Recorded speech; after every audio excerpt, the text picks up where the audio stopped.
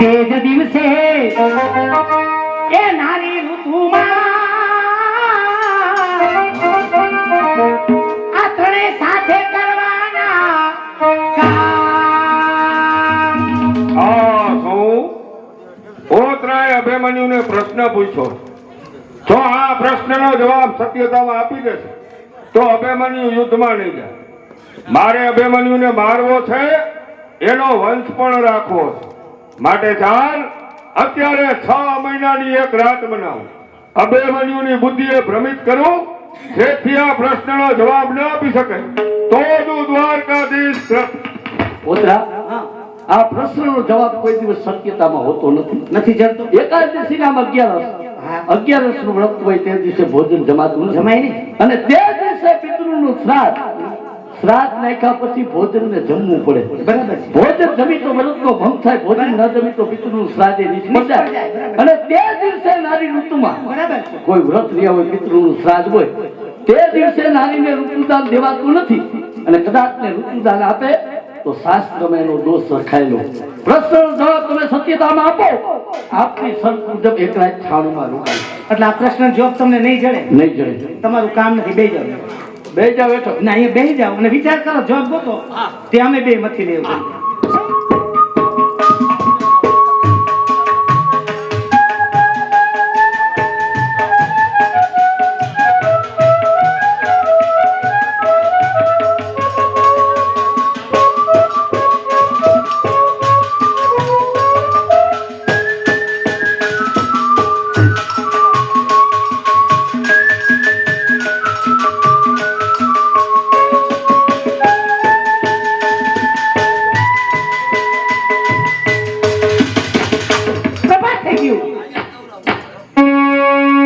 અત્યારે જાતે હવે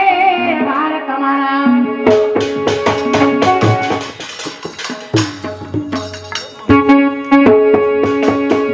અત્યારે જાતે બાર તમારા કાયર નહીં દેવાનો રે. અત્યારે જાતે બાર તમારા કાયર નહીં દેવાનો રે.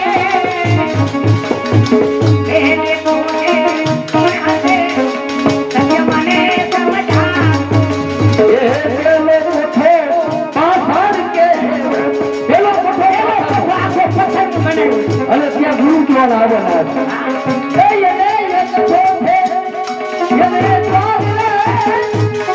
દ્વારે દ્વારે 10 મેઘા મેઘા 10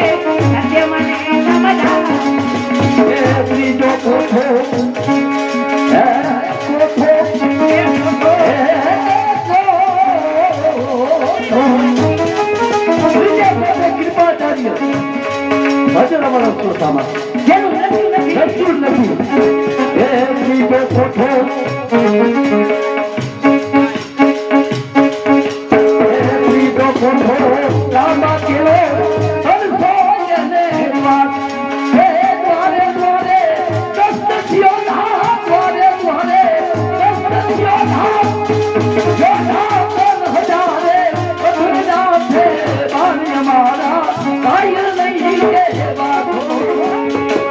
અધારી જાતે મારે તમારા એ કાયર નહીં એવા છો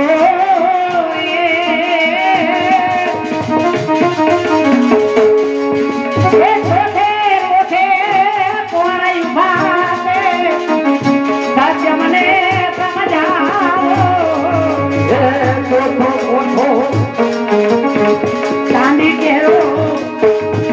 એને ચાલશે એને દ્વાર ગોઠે ગોઠે મારથી ઘર આવવાનો મારથી કરા એ ગોઠો ગોઠો એ ચાંદી કેરો ચાલશો એને દ્વાર હવે દ્વારે દ્વારે દસ્તકીઓ ના દ્વારે દ્વારે દસ્તકીઓ ના બેઠા 4000 બદલા છે વાલી અમારા કાયર નહીં કે વાસો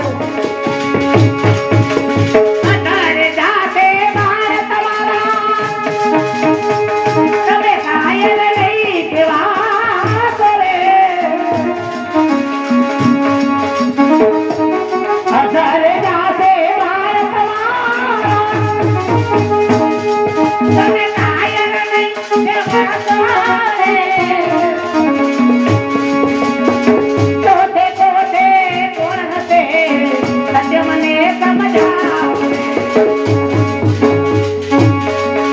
એ પાંચમો કોઠો એ પાંચમો કોઠો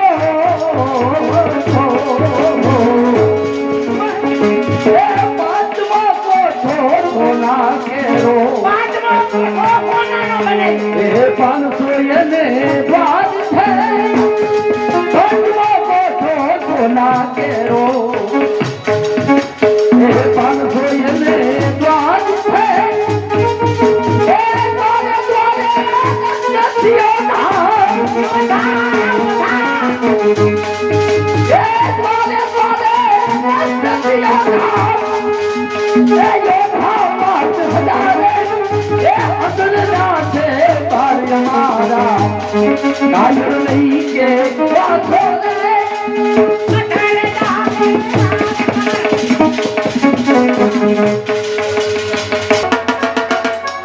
સપ્ત કોઠા ઉતરી રચના થઈ ગયા મારા 7 કોઠાના યોદ્ધા એ પછી એમને હારે કરો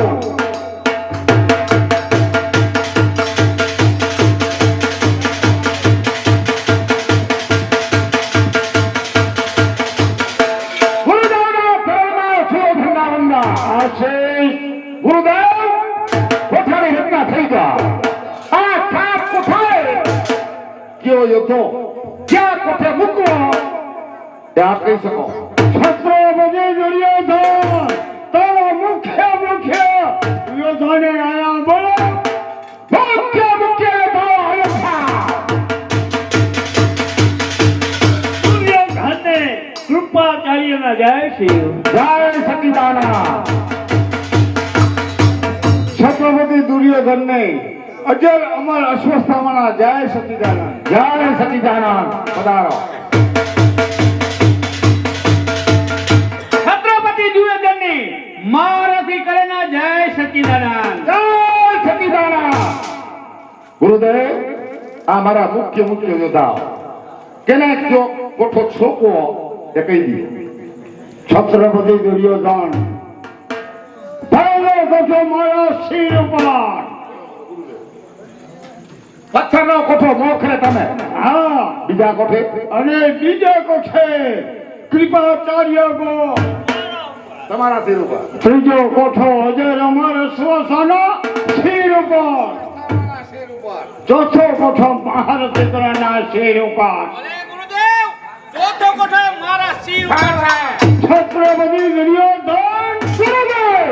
પાંચમો કોઠો તારા શિર ઉપર પાંચમો કોઠો સવારો શિર ઉપર અને છઠ્ઠો કોઠો તારા મામા સોય એના શિર ઉપર અને સાતમો કોઠો તારા બનેવી જયદ્રાજ એના શિર ઉપર આ કોઠાની વેચણીને કરી દીધી એમાં કઈ તારે શરત કરી હોય તો કર જરો મુખ્ય યોદ્ધાઓ મારી એક ખરા કે જ્યાં વિજય મળી રહ્યો આવે અને મને મસ્તક કાપી મારા ચરણમાં હાજર કરે છત્રપતિ દુર્યોધન તેમના તરફ થઈ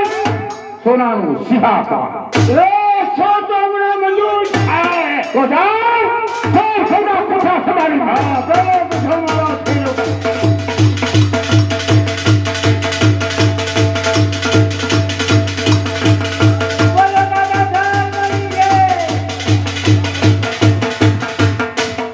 બેટા અભિમન્યુ હા પેલા કોઠે આવી પહોંચ્યા આવી ગયા મોખરે ગુરુદેવ શ્રી દ્રોણ સામેથી આવતા દેખાવ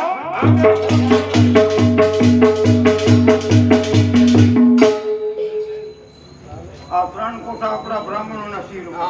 કોઠાની અંદર આપણે પ્રવેશ કરવાનો કોણ છે યોદ્ધા કોણ છોકરો અભિમન્યુ હા અભિમન્યુ ગુરુ મહારાજ અભિમન્યુ હા તારે જો જીવતું રહેવું હોય તો કોઠો છોડીને જ ચાલ્યો જા ગુરુ મહારાજ હું તમને એક પ્રશ્ન પૂછું મારા પિતા અર્જુન પાતાળમાં ગયા તે તમે મારા પિતાને કીધું હતું કે હે અર્જુન પાતાળમાં તારુકી નામના દૈત્યનો સાહસ કરવા જા દૈત્યનો સાહસ કરી પાછો ન આવ ત્યાં સુધી હું હાથમાં હથિયાર ધારણ નહીં કરું અને કદાચ તે હાથમાં હથિયાર ધારણ કરું મારા શિર ઉપર બ્રહ્મત્યાનું પાપ એ બ્રહ્મત્યાનું પાપ શિર ઉપર લઈ અને મારી સામે હથિયાર ધરીને હું પાછો આનો ઉત્તર આપો પેલા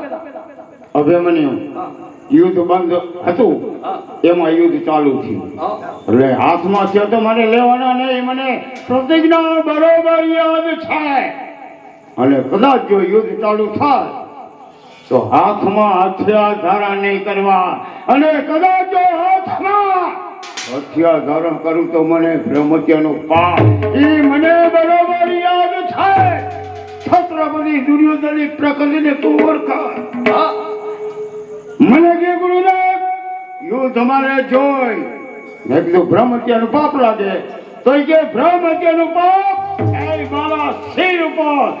મારે યુદ્ધ જોઈ એટલે મેં આ યુદ્ધ ચાલુ કર્યું છે અરે ગમે એમ તો તમે બ્રાહ્મણ કહેવાય બ્રાહ્મણ યુદ્ધ ન કરી જાઓ બ્રાહ્મણ લાડવા ખાઈ જાઓ અરે અભિમન્યુ તારો પિતા મારો શિષ્ય અને તું શિષ્યનો પુત્ર અભિમન્યુ તારી સામે મારે યાદ કરી અને યુદ્ધ કરાય જ નહીં પણ એમાં વાત એમ છે હું બધું જાણું છું કે વિજય તારો થાય પણ અત્યારે હું દુર્યોધનના પક્ષમાં છું એનું અનાજ ખાઉં છું એટલે છત્રપતિ દુર્યોધન જેમ કીએ એ મારે કરવું પડે ખોટું ખોટું હા આપણે યુદ્ધ કરવાનું હા પણ ખોટે ખોટું ભલે આ બાણિયાને આમ અધરો અધર જવા દેવા અધરો અધરી બહાર જવા જોઈએ તને ન લાગે હા મને ન લાગે બરાબર અને છત્રપતિ દુર્યોધનને ખબર પડે કે આ યુદ્ધ બરાબર જામ્યું છે ચાલો ચાલો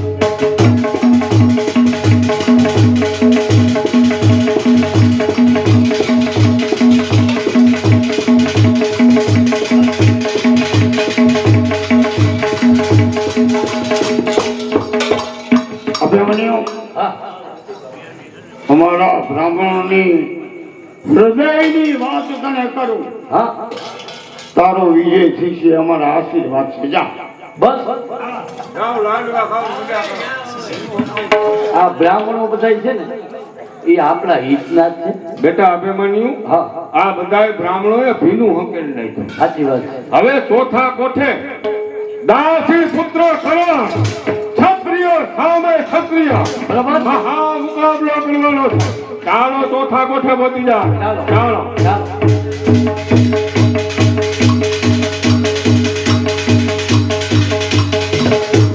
મહારથી કરા આ બ્રાહ્મણો યુદ્ધ કરવા ગયા હજી કાંઈ સમાચાર નથી આવ્યા નહીં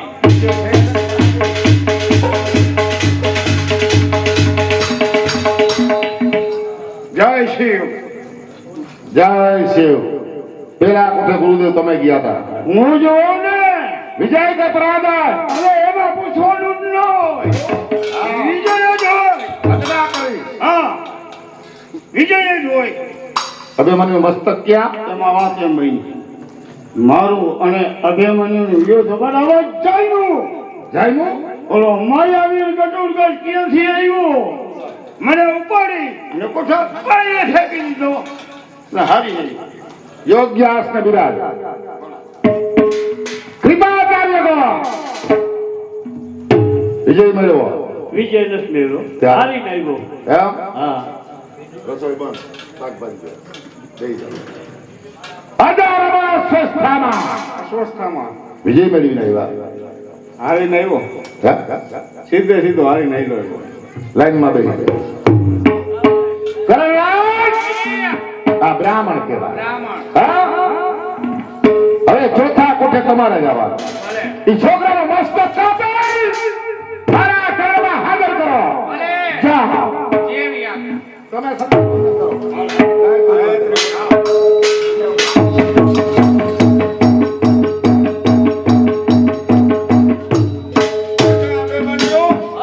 ચોથા કોઠે મહારથી કરો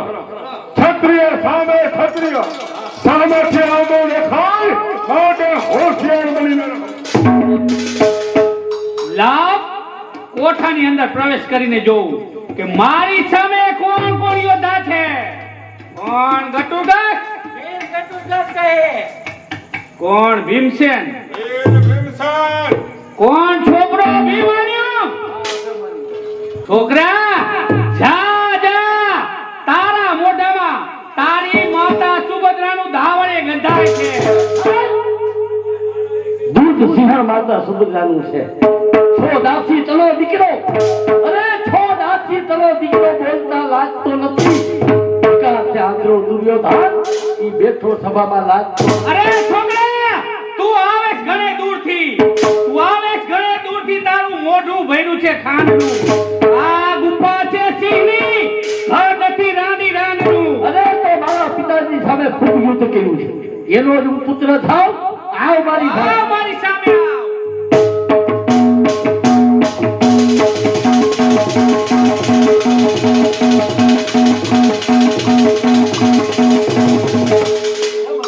બેટા અભિમન્યુ તો કરણની સાથે યુદ્ધ કર ત્યાં હમણાં સાવનમાં જઈ એના બંને પુત્રોને ઉભા ચીરી નાખો. બહુ સારું જાઓ કાર્યો આવો બેટા આવ મારી સામે આવ.